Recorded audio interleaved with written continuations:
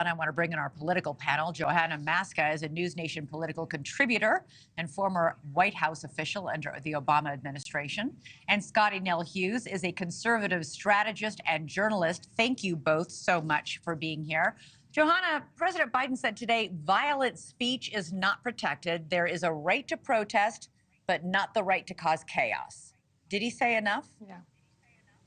Look, I'm glad he said it because it's important, but it's probably not going to stop what we're seeing because the protesters are a symptom. They're not a cause. You know, those kids who are 60%, they fundamentally believe that what they're doing is right because they're living in a media isolation bubble where they believe, for whatever perverted reason, that the United States has been the ones oppressing Palestinian people when actually we've been working for a two-state solution for many decades. So what you're seeing is these kids are just in their own social media isolation bubbles, and they're going to continue in those social media isolation bubbles until we do something about it. And we could if we wanted to. Scottie, polls show the vast majority of Americans disagree with what these protesters are doing. Even the vast majority of young adults disagree with what they're doing.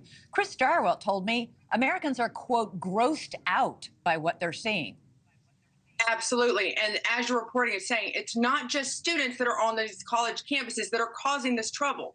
Regardless of where you stand, I think, Elizabeth, on the Gaza conflict that's happening right now, you do not agree with the violence and disrespect that's showing up on these college campuses. And what started off mainly being the Ivy Leagues have now spread across to even local community colleges are seeing it. But you're seeing it at these state universities, even here down south, which normally try to avoid all political conflict recently. You're seeing these same disruptions happening, and people do not agree with it at the same time. It is in the opposite. It is rallying, I think, a part of American patriotism, something that I think the Republicans and conservatives will capitalize on around these examples of patriotism, like what we're seeing at the University of North Carolina campus. Yeah. That, I think, is a big deal. Yeah.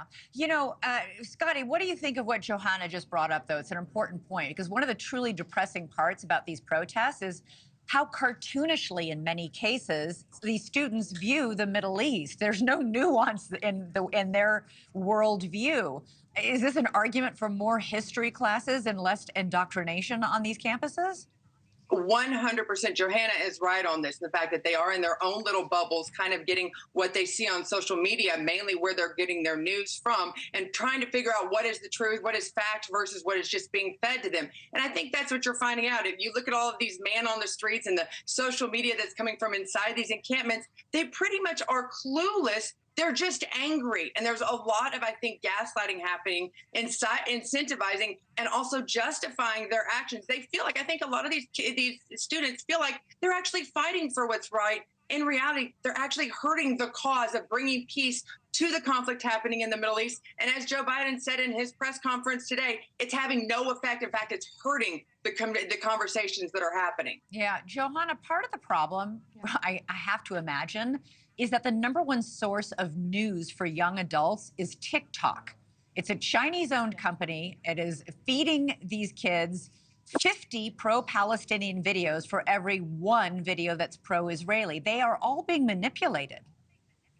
They are being manipulated. And look, we are facilitating that manipulation because we aren't taking on some of the reforms that we could.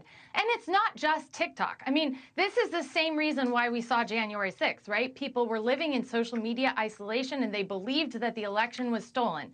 What we need to take on is real media reform. And in this digital age, we could do that with Section 230 reform, which there are people, Democrats and Republicans, interested in it. We could do it by boosting our local news. And you're seeing even California, you've got a moderate Democrat suggesting that tech companies should be subsidizing our local news so that you've got reliable narrators there on the ground. And we've got to get our people actually consuming real facts. And so, yes, absolutely, this is a huge problem. TikTok is part of the problem, but our media isolation and the algorithms that are creating this are bigger than just TikTok. All right, thanks so much for watching. Go to joinnn.com to find NewsNation on your television provider.